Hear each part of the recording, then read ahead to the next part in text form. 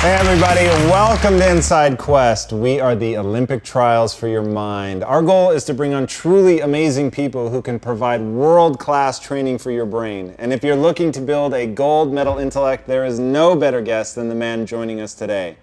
When he was born, the doctors literally said that he would never walk, but he joins us today as one of the fastest men alive. That's absolutely incredible. A bilateral below-the-knee amputee, he has overcome just an absurd amount of adversity on his road to gold. Believing that the only real disability in life is a bad attitude, this world record-setting runner is proving to everyone that the only thing that can possibly hold you back is your own mind.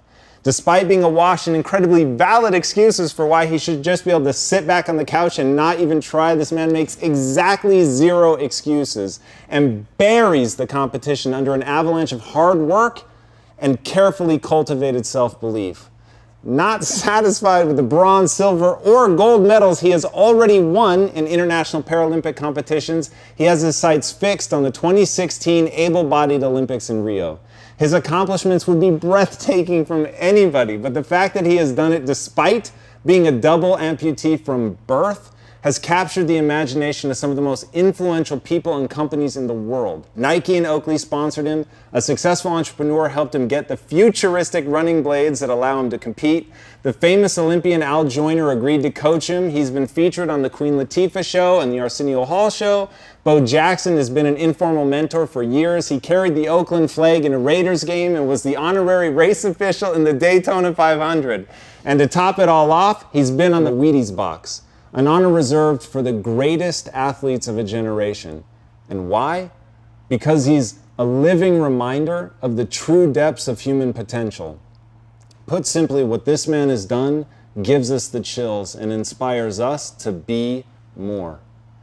Please help me in welcoming the multi-medal winning Paralympian who is fighting to become the first American Paralympian to qualify for the Olympics, one of the fastest men alive, full stop, the American Blade Runner, Blake Leeper.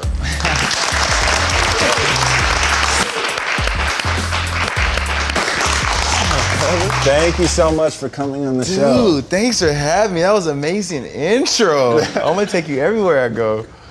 I would do that in a heartbeat, dude. What you do to people, the way that you inspire them and move them is absolutely incredible.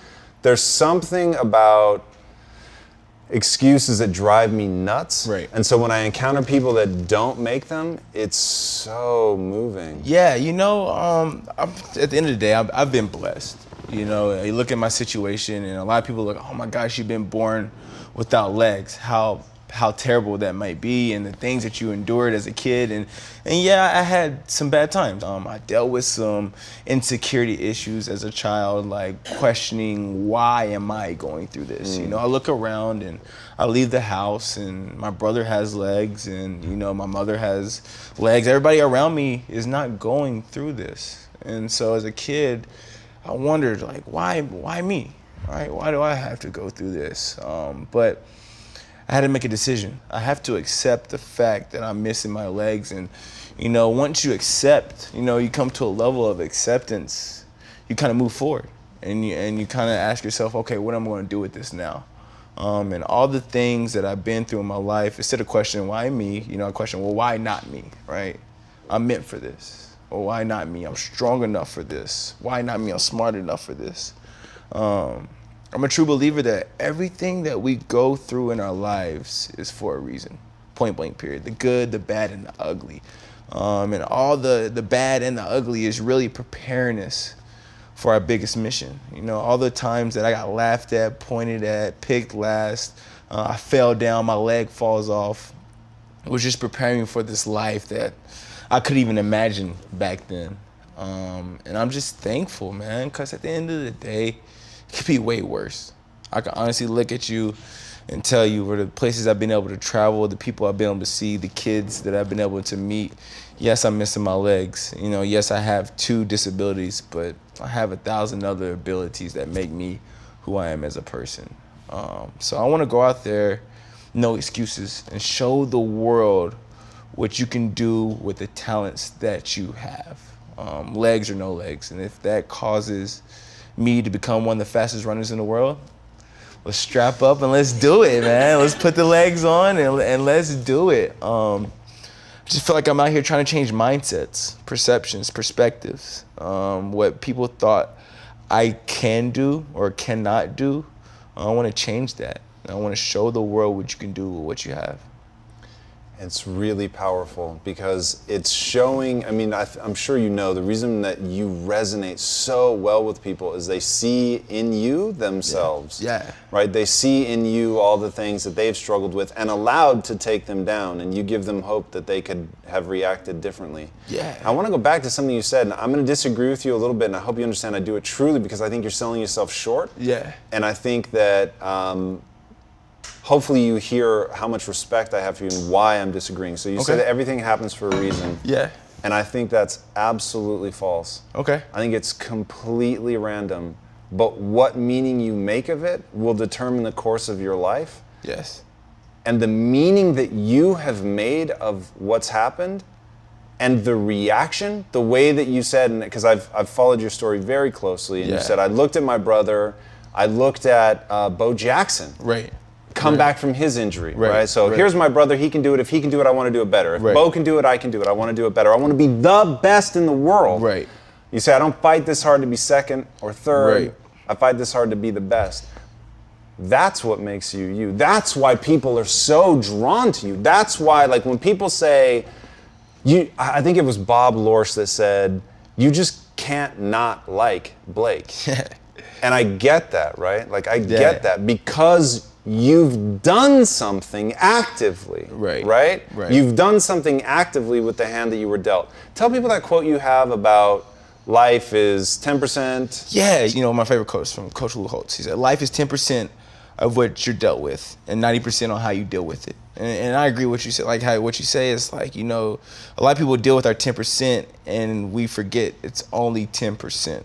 You know what I mean? My 10% are my legs. I'm missing my legs. I can't change that. When I go to bed, I'm missing my legs. When I wake up, guess what? I ain't gonna have no legs, right? You know, when I go out there to the track, oh no, I ain't got no legs, right? If I set every morning, right? Every single morning, if I start my day and started complaining about how bad my life is or how crap things ain't working and how it sucks to be missing legs, and dude, I would be sitting there drinking my cup of coffee and complaining till the sun goes down, right? But that's just my 10%. I still have 90% to show the world what I truly can do. I still have 90% to put a smile on my face, walk out the door with my legs, and go and take on whatever life throws at me. But we as humans sometimes get caught up in what really doesn't matter, right? When you can look at yourself in the mirror, right, and say, this are my flaws and all. This is who I am. That's when you start taking control of your life. When you can laugh at yourself, right? And you can say, you know what? Yeah, I am missing my legs. You know what? I am short. I am tall. I am this. I am that. And accept that, because it's only 10% of who we are. But you still have 90% to show the world what you truly can do. And if you can grasp onto that concept, man, nothing can stop you. You know, I love the fact that, you know, it's not, you know, one of my favorite quotes from Rocky is like, it's not how hard you can hit, right? It's how hard you can get hit and keep moving forward, right? It's how hard you can take hits and sometimes fall down and keep pushing forward through the hard times and the good and the bad. I just look at my life, and, you know, the day I was born, the doctor said I would never walk. You know, to be born missing one leg, congenitally, everything else normal is 1 in a million, right? To be born missing 2 legs is unheard of, right? The day I was born, the doctor's like, you gotta go to room 103, you ain't gonna believe this, right? Like, they didn't know what to do, right? So statistically, all right, I shouldn't be here right now. If you look at the facts and the numbers, right, the odds, right, I shouldn't be running. I shouldn't be competing. I shouldn't be winning medals. But we're not going off facts, right? We're going off hard work. We're going off determination. We're going off willpower. And when you set your life and trying to break into a barrier that nobody's has ever broken into, you can't go off the numbers. Because I'm trying to do something nobody has ever done before. So I can't look back and compare myself to anybody. I just gotta look forward. And with that type of mindset, Only way you know you're doing enough if you give it all you got. The only way I know that I'm pushing forward, you know, I can't go back and compare it to this guy, that guy. I gotta leave the track hurting. I gotta finish the workout basically almost throwing up, right? I gotta leave the track to the point where I gotta pop my legs off and crawl to my car, right? I gotta put them back on to drive, but still I gotta crawl to my car. But you gotta set your own boundaries, right? My biggest disability isn't the fact that I'm missing my legs. My biggest disability is the fact what people think I cannot do, the fact that I'm missing my legs. So I've built my whole life proving to people what I can do. I've been building my whole life proving that just because I'm missing my legs doesn't define who I am, right? Just because I'm missing my legs doesn't mean I can't be the fastest man in the world. Who told me I couldn't? I mean, I heard it a lot, but who said, right? I'm setting these boundaries, and not only for me, but for the kids that's growing up. There's a kid out there with a disability, you know, or going through something internally, externally. What made you realize that you didn't have to listen? When people told you, I mean, when a doctor tells you you're never gonna walk, like that's what they know, right? Right. So at what point, because in the beginning woe is me, you felt sorry for yourself. Right. I'm sure you bought into some of that stuff. Of course. So what happened that allowed you to one day say, no, I don't accept that? Yeah, it was weird. I can remember I played sports, right? I loved playing sports growing up, and right before, you know, I was 4, 5, 6, 7, my dad coached me. You know what I mean? He wanted to protect his son, missing his legs. He wanted to make sure he gets a fair chance. Because, you know, the community was still kind of like, how do we react to this? You know, I'm running down the court, my leg pops off. You know what I mean? That they want to call timeout, you know what I mean? And stop the whole game. And my dad would have to be there like, no, let him go. He's going to go pick his leg up and keep going. Right. But it got to a point where my dad's not the most athletic guy in the world. I love him to death, but you know, sports is not really his thing. So he knew I was on a very competitive level. We're thinking about travel basketball teams, all-star teams. I'm one of the best kids in my age group in the area, and he knew that he had to get an outside coach to help me take me and my teammates to the next level. And he pulled me to the side, you know, maybe a day before the first practice, and he said, Blake, look, I can't coach you no more. Because my dad pushed me. You know, I mean, no, he didn't feel sorry for me at all, because he knew what I can do. And that was the most important part, having him in my life. You know, that he pushed. My family members always pushed me. They didn't feel sorry for my legs. So he pulled me to the side, and he was like, Blake, you know, I can't coach you no more. Right? I'm going to have to let this new guy coach you. He knows you, but there might be times where he's going to let you sit to the sideline. There might be times he might feel sorry for you, and he's going to ask you not to run that extra lap or the extra suicide. I was 9 years old, right? And I'm like, what are you talking about, Dad? Like, I'm just as normal as the other kids. I'm not really comprehending that I'm different, right? I'm not really comprehending that, you know, people feel sorry for me. You know, I'm a little kid. And lo and behold, that next week on that first practice, you know, we go through the practice, everything's normal, but we get to running the suicides at the end.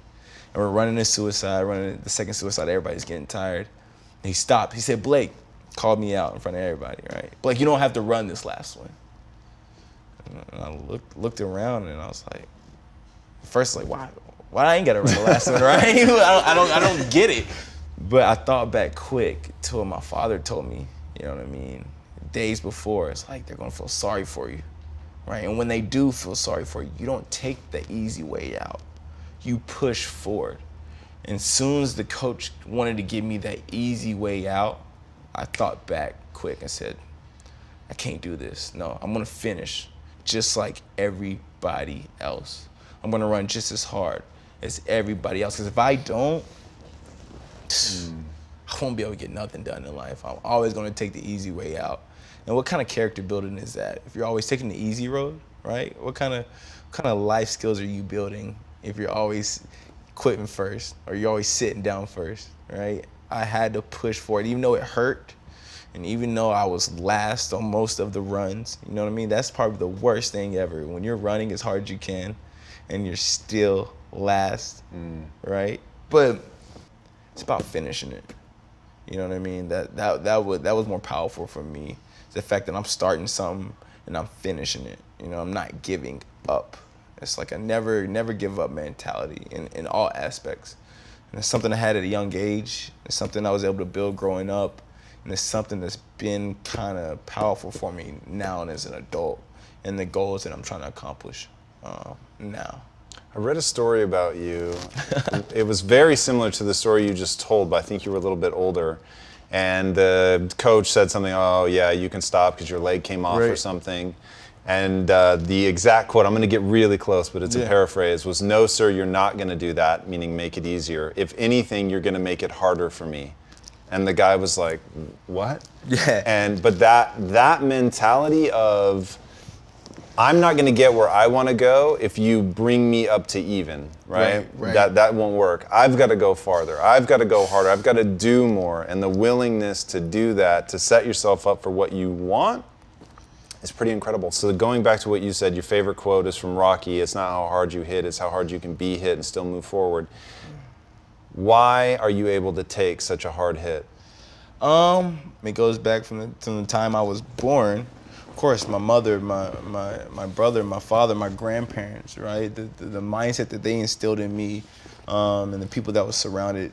You know, I was able to surround myself with my friends. You know what I mean? Let's talk about that mindset. So I know your parents very early said, we're not going to treat him any differently. Yeah. No excuses, right? No excuses. I can remember one time, right, to put you in the mindset of my parents, right? I think I was in maybe elementary school, maybe going into middle school, and I come home, right, with my report card, right?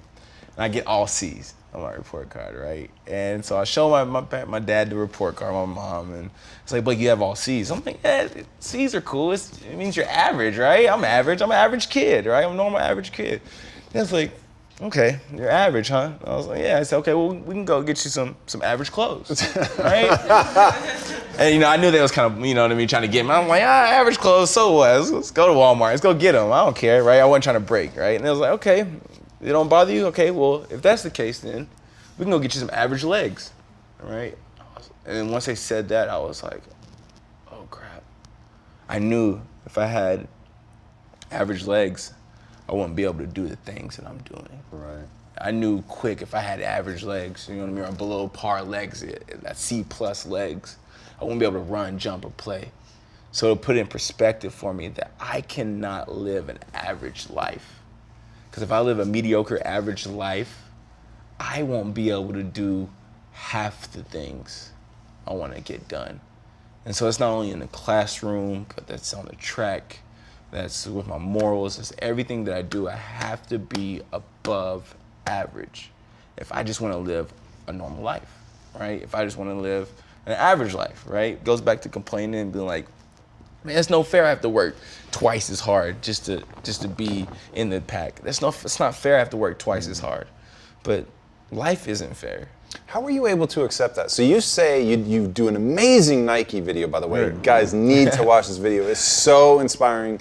It's him in a gym, and you get to see all the things you do easily that he has to bust his fucking ass for. So cool. I have the chills just thinking about it. So cool. Man. But in that video, you show such a willingness to push and get past the fact that life isn't fair. And you're talking about stepping up on the box, right? And you're like, yeah, look, anybody with two legs, like this is so easy. But for me, I really have to practice the balance and get my leg up. And I just realized life isn't fair. There's two things you've said already where it is, Blake, the moment you can transfer in your mind to somebody else, it will change their life. And those two things are, you respond to adversity by saying, I don't accept that, right? Like, I'm not going to make excuses. That's so transformative already, because most people take their excuse, thank you very much, they go home. Right.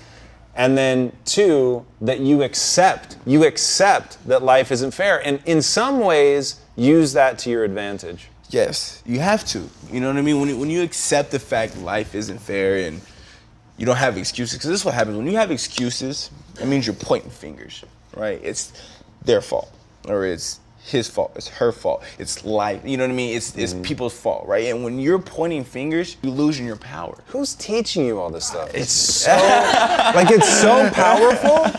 Like, life is a test, yes? It is, it's Agreed? a test. Everything. Hardship is a test. Suffering is a test. Yes, it's a test. Most people break. Yeah. Most people are diminished by hardship. Most people are diminished by the test. Yeah. But among us, there are people like you who are created from the hardship. Yeah.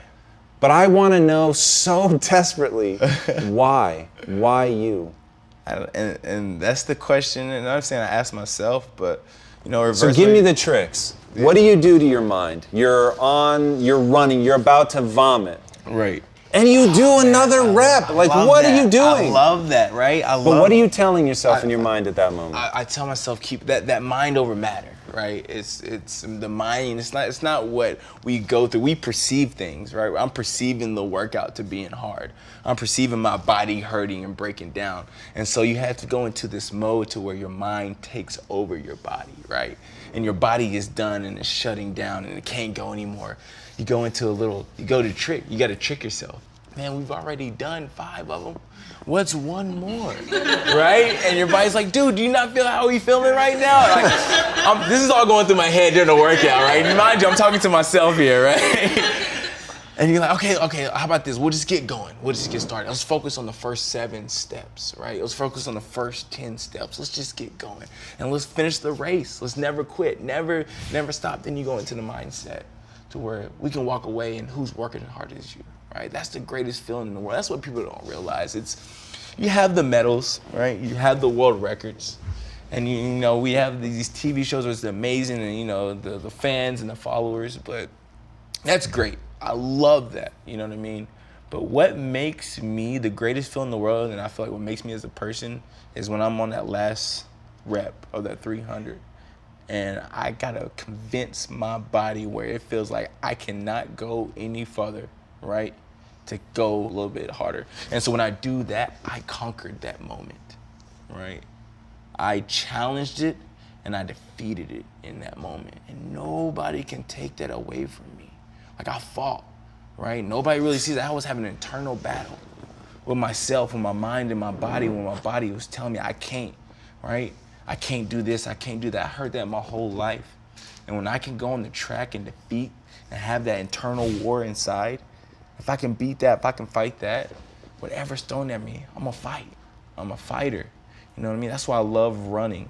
That's why I love pushing the limits, right? I love being in uncomfortable positions, right? Because that's when you find out what your talents are, what you're good at, what you're bad at, what makes you feel uncomfortable, all your forms of fear, right? When it comes to fear, I was talking to one of my mentors and he broke it down to me. He said, you have 2 people, this is how they respond to fear.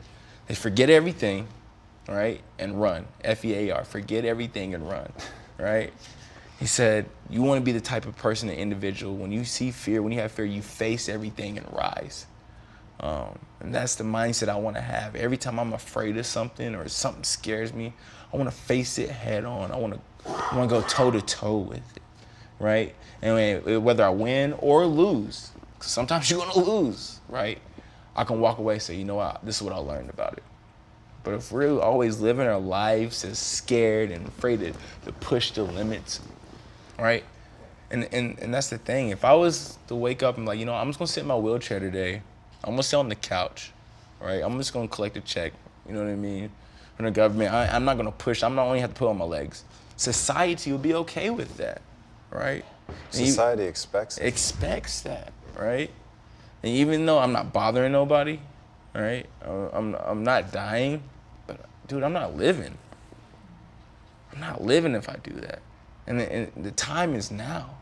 We dealt with a lot of things, right? We dealt with racism, we dealt with sexism, you know what I mean? The ADA Act, we're facing disability. The time is now. We gotta look at ourselves and say no excuses, right? We all deal with demons. Everybody does, right? Everybody has problems, right? But when you can conquer those problems and say, I have a problem, I'm gonna face it and rise, right? Face it all. Then that's when you can get things done. Who has control over you? Who can stop you, right? And every day that I wake up, I say I wanna be one of the fastest men in the world, and I have no legs. Some people laugh, some people joke, Some people don't even believe me. I can look in their face like, dude, I'm trying to qualify for the Olympics. They're like, all right, cool, sure. This guy, right? He's on something right here, right? But I'm dead serious. And even though if they don't see it, I see it, right? I manifest my own destiny, right? God damn. That's a statement right there. You know what I mean? It's about manifestation, dude. You put that out there in the world. That's what people, and that's the beautiful part about it, right? Every day that I wake up, right, I believe that I'm going to walk. Point blank, period. I believe that I'm going to go out there and run. I manifest that out there into the world. I expect that, right? I put that out there every single day. I'm going to walk. I'm going to do this. I'm going to do that. So that's out there in the world, right? You can't take that back. It's out there. So what's going to happen once it's out there, you're going to start conforming and doing things to figure out how I'm going to walk, how am I going to run. I believe that I can be one of the fastest men in the world. So I'm going to start conforming to that. So I'm in those 300 workouts. I already put that out there that I'm going to be the fastest man in the world. Yeah, talk about that. Right before we came out here, you said that you're now training side by side with truly legs, no legs, the fastest human beings on the planet. Man, they're awesome. Dude, you know, I'm training up at UCLA track 4 days a week. You know, I'm working with Al Jordan down in San Diego, but up here in LA, I'm working with Willie Gault. You know, Willie Gault is Willie. Another name, Jesus, man. The people you've got around you are it's incredible. Crazy. Oh my goodness, you know what I mean? And so the training group, I mean, it's amazing. You got, you know, some of the Saudi Arabia's national records, you know what I mean? Got, you know, my man Youssef and Gil. All these amazing guys, men and women, you know what I mean, Carmelita, you know, English, all these amazing people, right? They have legs, right? And these guys run 44 seconds in the 400, you know, repeats in the 200, just crazy things. And Willie, you know, they'll run their workout, then I go do mine. He said, all right, you see what you got to do? They go do it. What? Right? But that's what I love about it. Right, you got to set that bar so high, and that's what I want to do. You got to surround yourself with champions. You got to feel it. That's why I love being out there. I see what that workout looks like. I feel it. It's more than seeing it. I feel it. You know what I mean? And like you said, just surrounding myself with the people that have came into my life. You know what I mean? Gratitude is powerful. There's no question. There's something, I mean, you guys know me, my obsession is with psychology, the brain-body connection. There's something I don't think we yet understand about what happens when you practice. I use that word very intentionally, when you practice gratitude. When you stop and take the time to feel, to your point, to actually feel gratitude for the things in your life, it is so powerful, and it comes back. And when I say it's powerful, let me define it. It's because I don't mean it in a frou-frou way. I mean it's powerful in that it creates a neurological pattern in your brain where there's a synchronicity between your sympathetic nervous system and your conscious mind, where suddenly you feel in control of your body. And you feel the alignment of the mind and the body, and it's so fucking incredible. I want to go back to something that you said a minute ago about setting the bar, right? So you are the most beautifully obstinate person I think I've ever met in my life, right? Like, Thanks.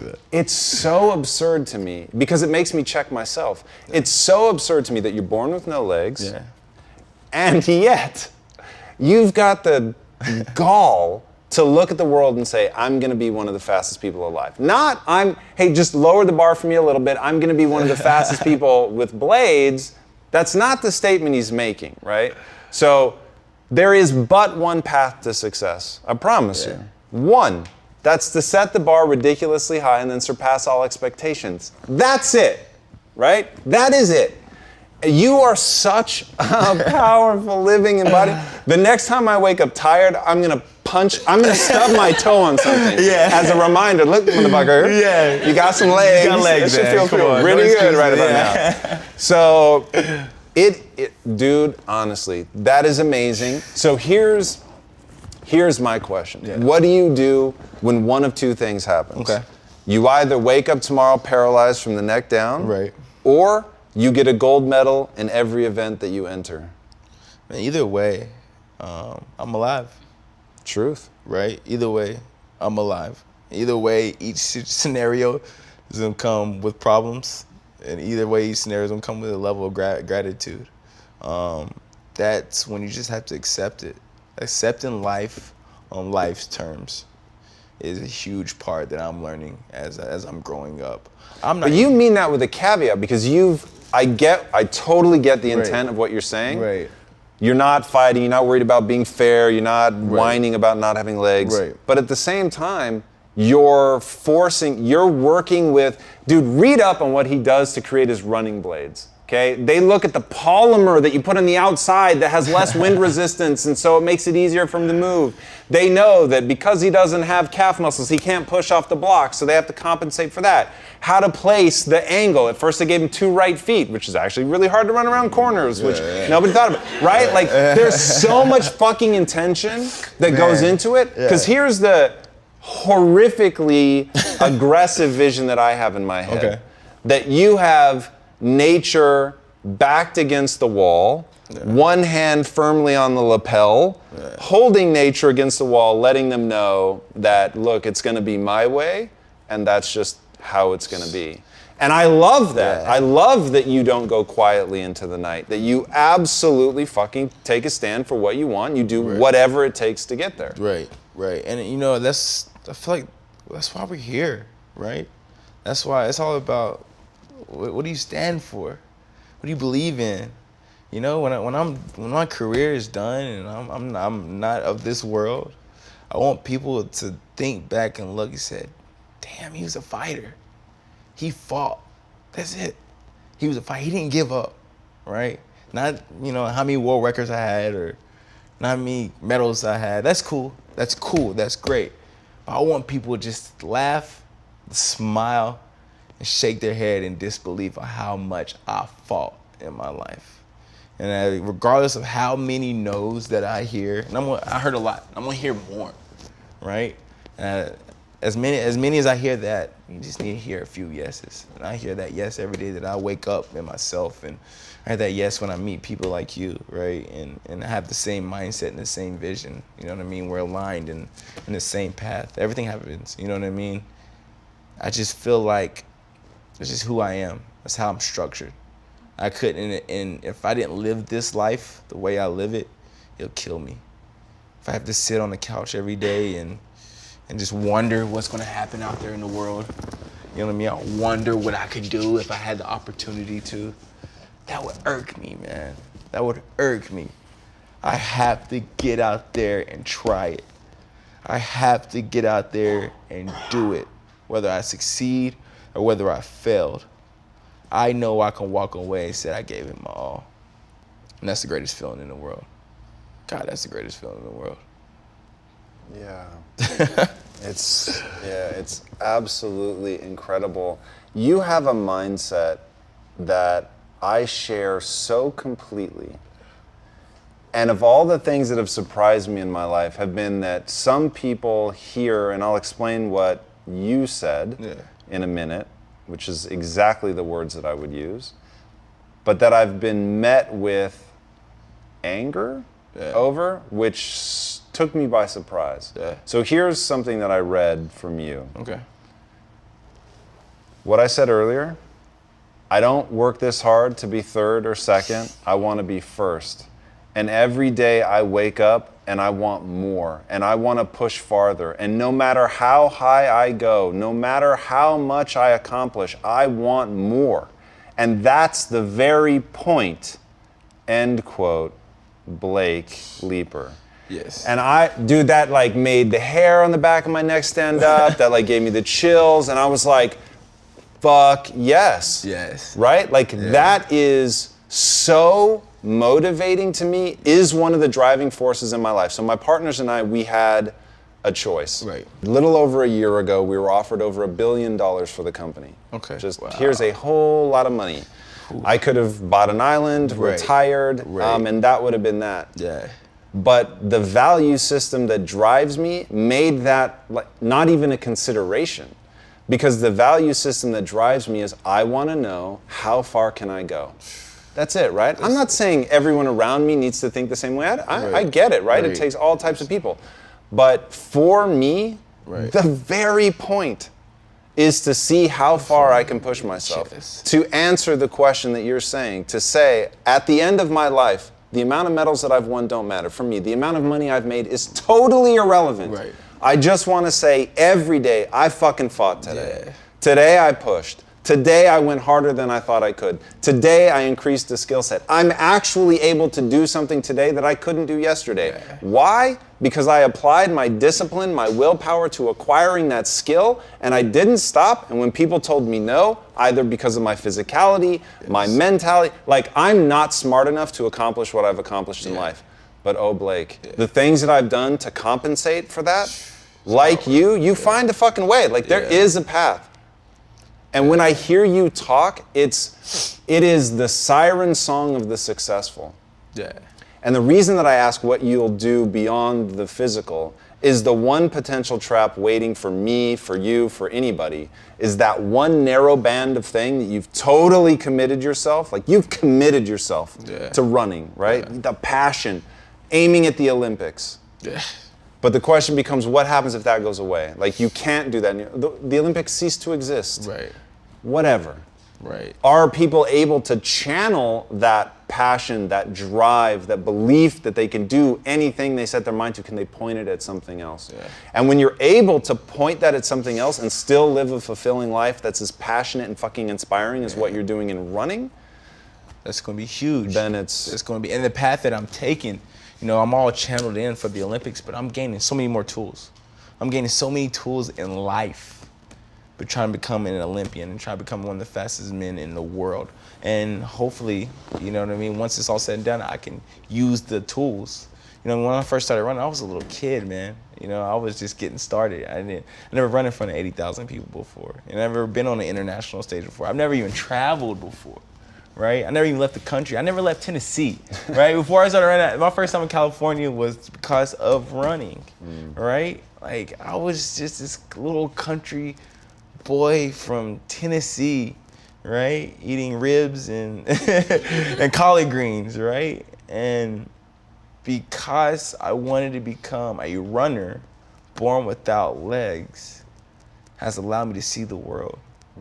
Has allowed me to be on a show like this. Like, come on, man. Like, I'm gaining tools in life. And so when I'm done running, I will be able to look back and say, man, I learned this about myself. I learned that about myself, right? And I think that's the great part of giving it your all, so you can figure out what you're good at and what you're bad at and what you can do and what you can't do. And when you find out what you can't do, then you try to figure out how you can do it, right? That's the only way. Right? But if you're sitting back and complacent and scared and afraid to challenge life and to challenge yourself, it's a scary place to be in. That's a place that I know I don't want to be in. I know you don't want to be in at all. Very true. Yeah, man. We had Russell Simmons on the show not too long ago, and he has a great quote. What you have learned late, teach someone early so that they can be ahead of the curve. That's a paraphrase, but you get the idea. What would you teach to if you had a child? What are 3 powerful lessons that you'd want to make sure they learn? Oh, man. One is it's just gratitude and humility. You know what I mean? That's one thing that's really helped me in my life, and just being thankful for what I have. Don't leave before the miracle happens. 2, be proud of who you are. From top to bottom, be proud. Live it, express it. And the last is never give up. Never, ever give up. The only way you can fail is if you give up. And the only person that can stop you from quitting is you yourself, that person in the mirror.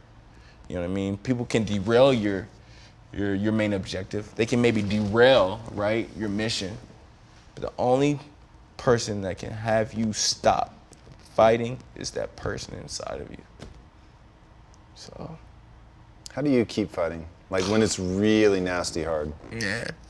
Do you have a mantra or anything that you say, or when it gets bad, right? I first think about the people who sacrificed for me, right? Who's worked hard for me, right? You know, my family members, you know, the people in my life now.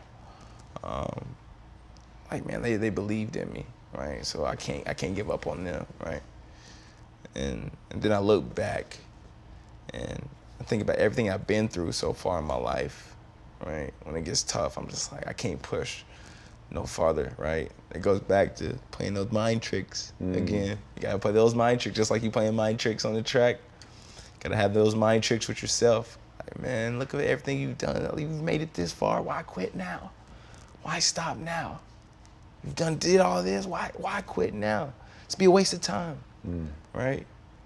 And the last is just being thankful, man. Because I know it could be way worse.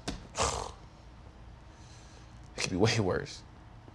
So I'd be selfish to give up. That'd be rude of me, disrespectful. That'd be so disrespectful. To the kids that are watching To the kids that are watching me, to the kids who don't have what I have, right? There's kids in other countries who would wish and hope and pray and beg to have legs like these, to have opportunities that I've had. It'd be so disrespectful, man, if I gave up. That'd be rude, right? That'd be so rude, and that's not what I want to be. That's not what I want to stand for. You know, I always think about my legacy and what I want to stand for. And if I'm going to be the man I want to be, and I feel like I want to be the man that I'm meant to be, I got to keep fighting. Who is the man that you're meant to be? Man, the man I'm meant to be, somebody that changed lives, somebody that changed perspectives, right? I want to be the guy who meets somebody they thought one way their whole life, right? And by a conversation they had with me or an interview they seen with me, their whole mindset has changed, right?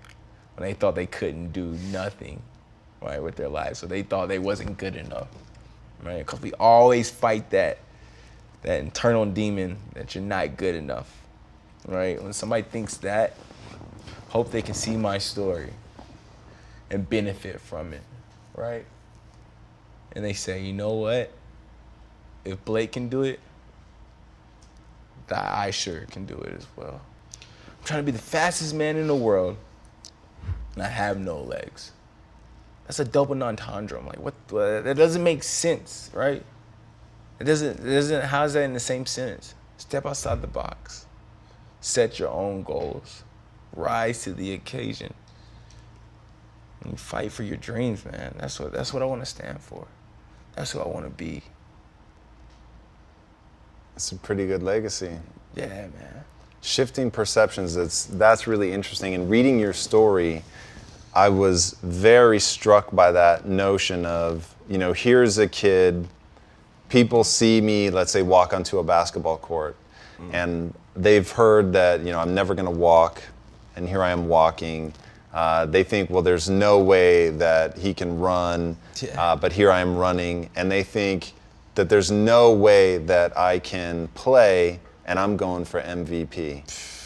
And I thought, like, there's that pattern of, like, I didn't show up to be on the winning team. I showed up to be on the winning team and get MVP, right? Like, I love that. Talk to me about, so you're a kid, people are making fun of you, you're terrified to show your legs. Like, I know what it's like to be a kid, obviously, right? That's hard. Yeah. Like, if people turned on you and were picking on you, like, that's an emotional death sentence. Yeah. So how did you go from that negative spiral to, like, hey, one day finally I'm gonna wear shorts and be proud of exactly who I am? It was a few things. You know what I mean? I learned, you know, when I was when I was made fun of as a kid. You know what I mean? Sometimes it stung a little bit. Right, it would hurt, or I get so awkward and it's so uncomfortable.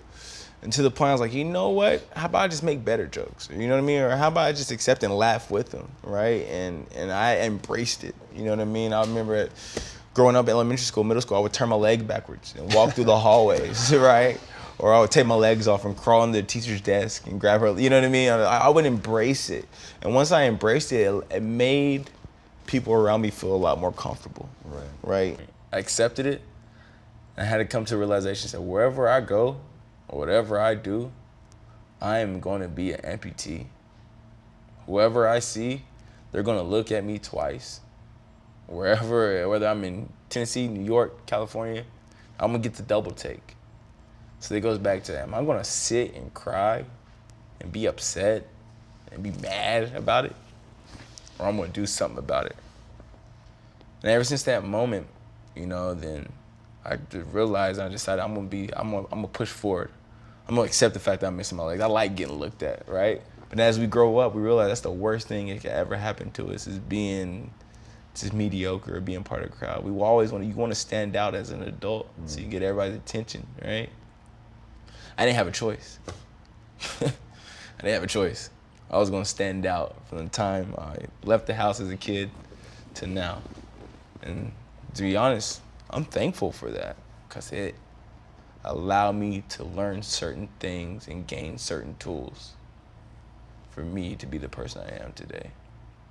So at the end of the day, I'm thankful that I'm missing my legs. I can honestly look at you and say that. I'm thankful that I was born without legs. My man, thanks for coming on the show. Yeah, appreciate it, man. Thanks, man. Appreciate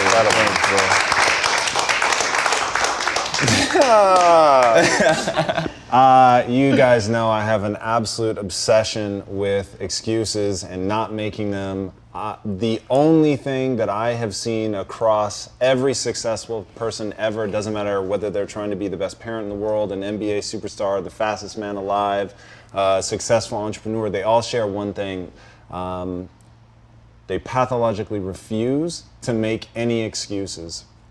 And in doing that, they keep their power, as Blake said earlier. And when you retain your power, when you only look within for the answer to your situation, when you recognize that the only path, because life is unfair, the only path to success is to set the bar ridiculously high and then surpass all expectations. No matter what your limitation, whether it's missing legs, whether it's being from the wrong background, dropping out of college, being overweight, it doesn't matter. Whatever that limitation that you perceive to be something that's holding you back, it's not.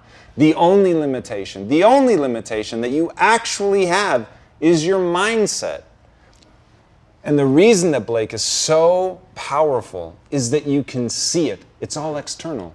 He's literally, it is absolutely the most perfect metaphor ever. A man with no legs sets his mind to becoming the fastest man alive. He sets his mind to becoming the fastest man alive. He works with people to create fucking legs. He works with people to actually create legs and to improve them and to make them better.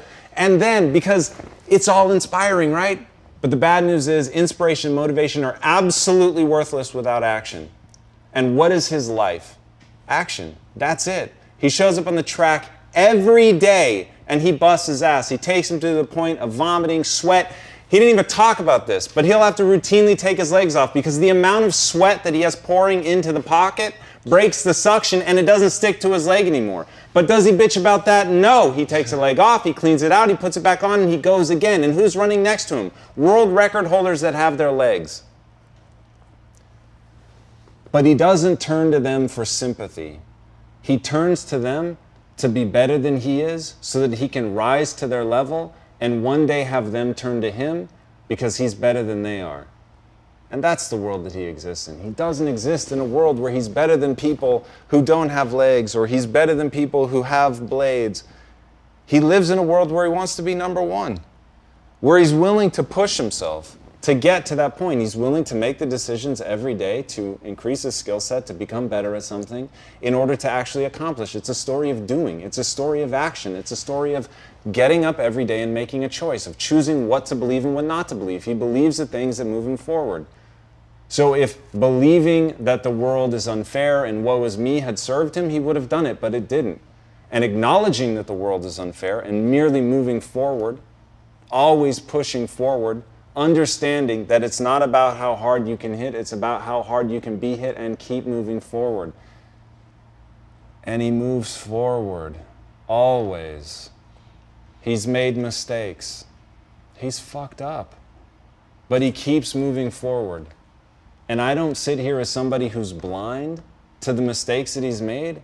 I'm sit here as somebody who doesn't give a shit because he so inspires me by moving forward at all. To have the chills right now. by moving forward at all times, by not accepting who he is today, but focusing only on who he can become, he's my fucking hero. I can't thank you enough.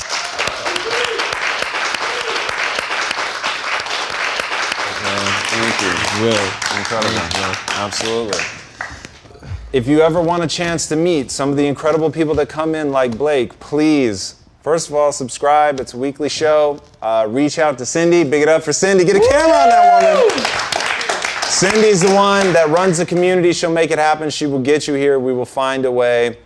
And Blake, where can they find you? They can find me at blakeleeper.us. That's my official website. You can follow me on Instagram at Leepster, Leepster.